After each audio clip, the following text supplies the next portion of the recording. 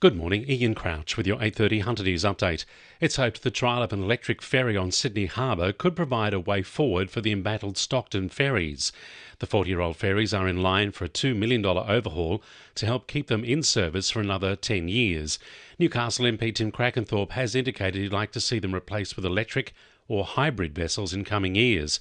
A New South Wales shipbuilder has been given a state contract to build an electric ferry, which will be trialled for 12 months on Sydney Harbour before entering service in 2029.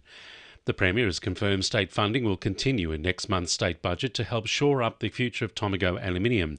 Last week's federal budget did not include any new investment or funding allocations to the smelter.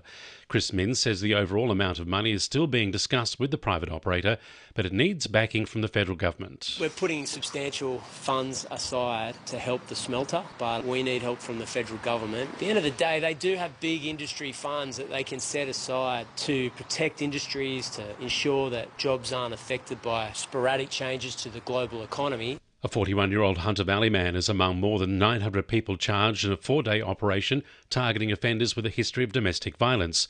Police attended a Singleton Heights home on Friday afternoon looking for a man allegedly in breach of an AVO. They say a man was found hiding in a man-made hole concealed by a dresser. He was charged with multiple offences, including assault and stalking. Police charged 993 people over the 4 days, laying more than 2,000 charges. 2 local churches have received funding for better security measures under a state government safety investment. Places of worship across the state are taking a share in $5 million to better equip themselves to prepare for incidents of violence. Adamstown Uniting and Bel Air Baptist churches in Newcastle will use the funds to upgrade security systems and infrastructure. Newcastle MP Tim Crackenthorpe says Newcastle is a city everyone can call home. All faith communities in Newcastle have the right to gather and practice their religion in safety and without fear, and the Minns Labor government's committed to supporting, the diverse community here in Newcastle. This investment strengthens security at places of worship, and that reflects our commitment. New data matching technology will be used to hold Hunter landlords accountable for unlawful evictions. Designed to create a fairer rental market, the new technology scans all major online rental sites to find properties being advertised for releasing within exclusion periods. Under current legislation, landlords who evict their tenant cannot re-let their property within a certain time period, ranging from 4 weeks to 12 months, depending on the reason for eviction. New South Wales Tenancy Union CEO Leo Patterson-Ross says prioritising tenant security is crucial. It's a really good use of data by government to try and make sure that the reforms are being implemented in the way that people need. Preservation works are complete at Shingle Splitters Point foreshore in Balcolin. The $200,000 project involved the installation of rock formations along the shoreline, addressing significant erosion which occurred during last year's intense storms.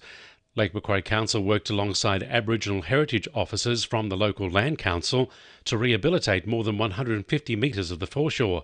Mayor Adam Schultz says the site is loved by the community. Such an iconic location. It's got significance to the local Aboriginal community, being the Birrabin Land Council, and they're a significant stakeholder.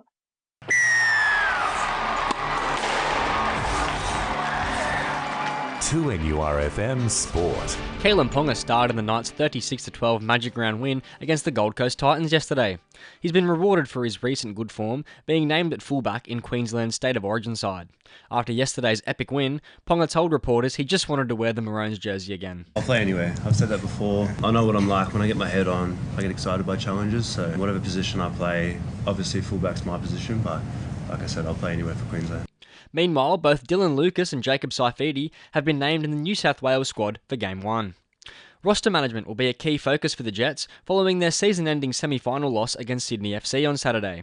Striker Lockie Rose will be departing the club, with key names like Clayton Taylor and Costa Grozos among those now off contract.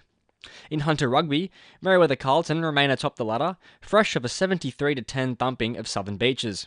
Other results saw the University of Newcastle just edge out Maitland 36-30, and the Wanderers defeat Hamilton 37-12. And both Newcastle Falcons basketball sides picked up wins over rivals the Maitland Mustangs. The men's won 81-73, while the women's went up 78-60. That's sport. I'm Charlie Proudlock. And the winning numbers in Weekend Lotto are 3, 10, 23, 32, 33 and 39, and the supplementaries are 37 and 42.